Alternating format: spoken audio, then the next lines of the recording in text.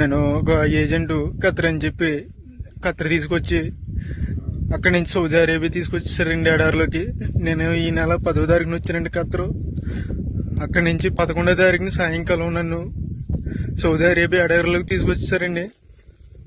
అక్కడ ఆ బాబా నన్ను 4 రోజులు ఉంచుకుని సౌదీ అరేబియాలో ఇంకా చాలా దూరంలో తీసుకొచ్చి పడేయారండి ఎడారిలోని. నాకు 11వ తారీఖు నుంచి ఇప్పుడు వరకు నాకు ఆరోగ్యం ఏం బాగోలేదండి. రక్తంతో వాంతులు అయిపోతున్నాయి, ముక్కులంటే రక్తం వచ్చేస్తుందండి.